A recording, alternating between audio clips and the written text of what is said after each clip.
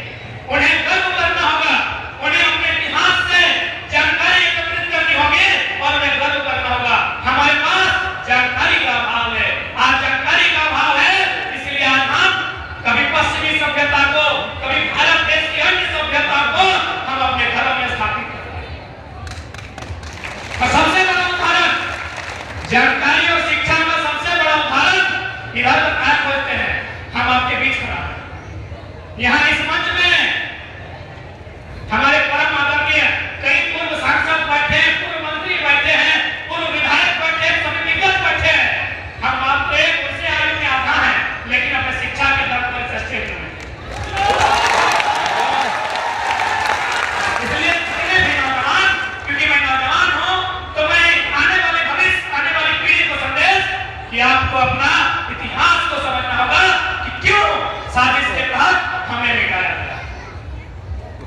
इतिहास तो बात आप समझ गए होंगे कि किस प्रकार इतिहास ने छल कपट किया है। अब बात करते हैं भूगोल की। इतिहास के बाद एक चैप्टर भूगोल में आता है ना, ज्योग्राफी। भूगोल यानी जमीन का टुकड़ा। बात करते हैं छोटे नाम को झारखंड की बात करते हैं। आज चूंकि अभिभावक स्वरूप हमारे अजीत प्रसाद महतो जी भी आए हैं, तो इसीलिए मैं भारत सामने रखता हूं भूगोल का कि हमारी जो बात की इतिहास को हमने देखा कि किस प्रकार इतिहास को लिखा है।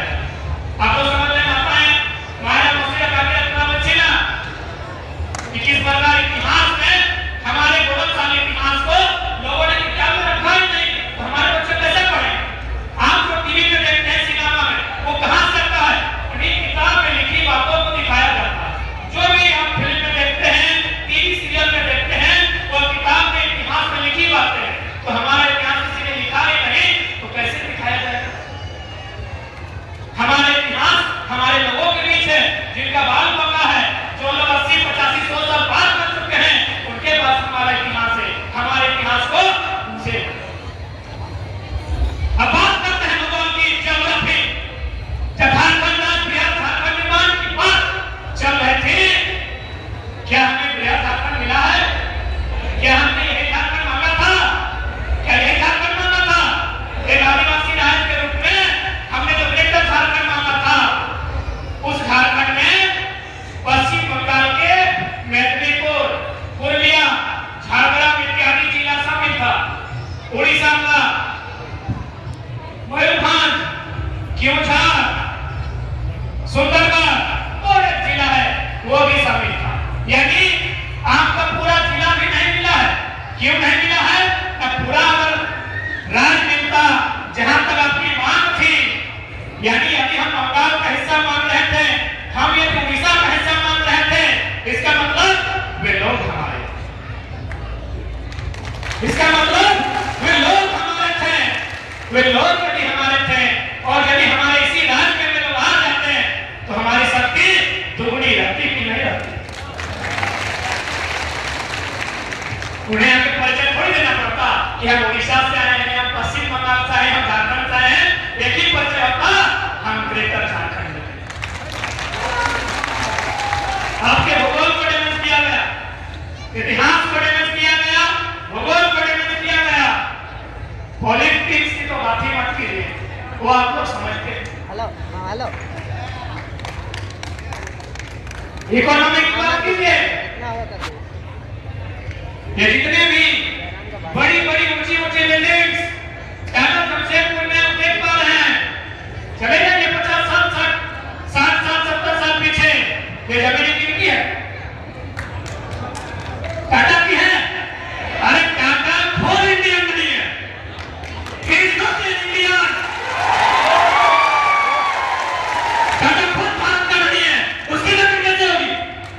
टाटा खुद भारतीय है, जमीन हमारी है।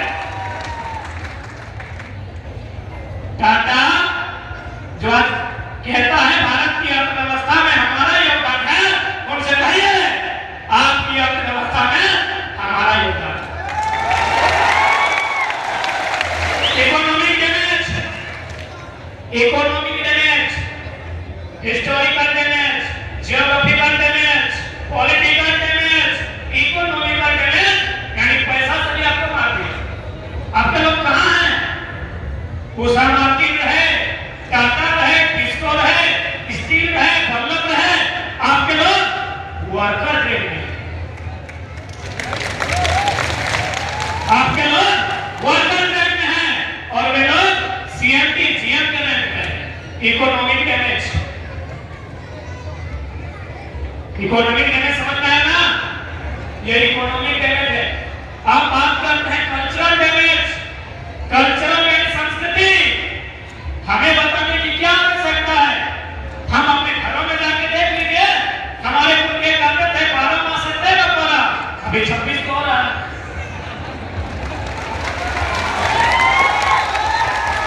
कल्चरल डैमेज, कल्चर यानी संस्कृति, संस्कृति यानी खान पान रहन सहन, और यही कल्चर आपका महत्वपूर्ण होगा। आप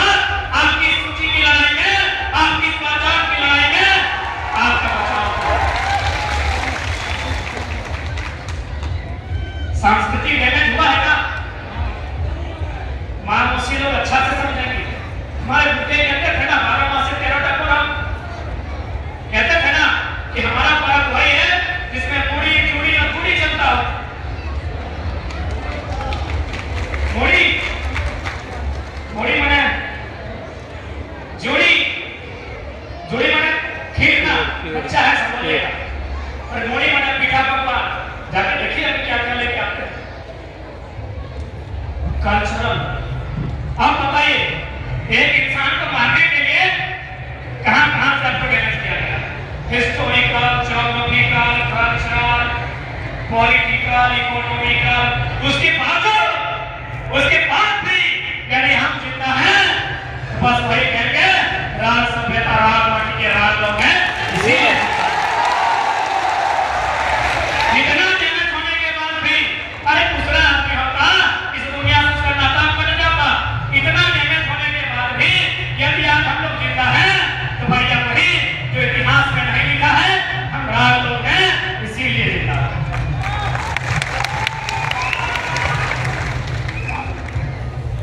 यदि आपको यह भी डर लगता है कि नहीं बाबू आपके पास माइक है, आप कुछ भी बोल देते हैं, तो कहते हैं बढ़िया था, क्योंकि आप लोग आधुनिक मॉडर्न लाइफ में जी रहे हैं, तो आप लोग बाहुबली का फिल्म भी देखे होंगे मोटा मोटी। बाहुबली देखे ना, उसमें देखिएगा एक पिटारी शब्द का जिक्र होता है कि पिटारियों ने हमला कर दिया। रिवाइंड जाके कीजिएगा कि पिटारियों ने हमला कर दिया। क्या पिटारी केवल कल्पना में थे? पिटारी वास्तव में थे।